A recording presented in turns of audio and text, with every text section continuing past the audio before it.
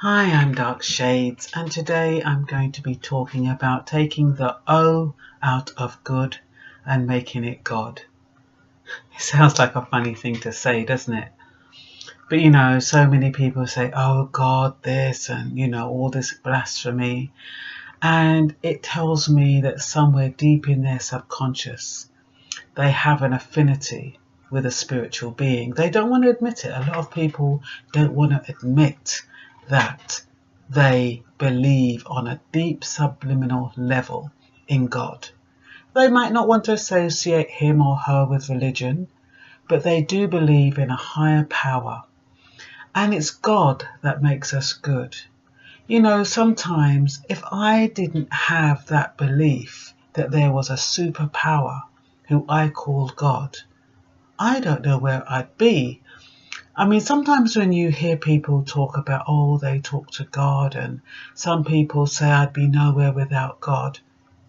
But even if God is yourself, like some people profess, that God is really a manifestation of yourself, it's still great to talk to yourself, because it's a bit like self-indoctrination. Because when you're talking to yourself and you're talking about all the things that are bothering you, the things that are hurting you, you are kind of getting rid of it, aren't you? And yeah, you believe that you're giving it up to God, but you're really doing it for your better good. Because if that stuff stays inside you, it can manifest itself in all kinds of problems, anxiety, stress, depression. So you do need to release it.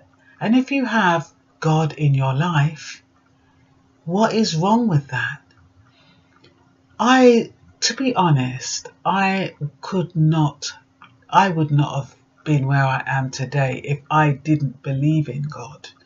I had to believe in him. I had to believe that there was somebody out there who was my father, who was my friend, who was my lover, who was everything I needed. I needed to believe that, because in believing that, that's what made me have faith and gave me the courage to take each day knowing something better would come. Now, I don't read the Bible, but I remember certain bits about the Bible. And those things that I remember are what I profess when I speak to God, because I believe it makes a difference and it makes me feel better. So if it makes me feel better, so what? There are atheists out there that say that, there is no God. But then they're looking for things to replace God. They're looking for things like art and craft. They're looking to create situations that will replace God. But you can't. God is irreplaceable. So you can't create something to replace religion. And by creating something that replaces religion, we've already seen the evidence of the whole world falling into catastrophe, because so many people don't believe it, or some people are using it to exploit others.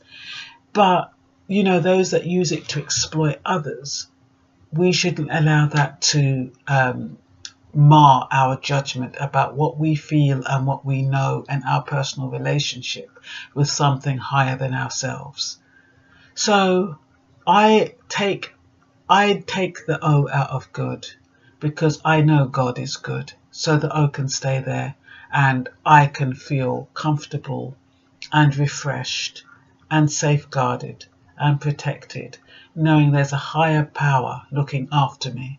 Now, so many people, I know that somebody said to me that they didn't believe in God because their child died. And, you kind of wonder why they would put that kind of thing, human error, whether it's genetic, whatever the reason was the child died, why they would put it on God. But people do when things happen.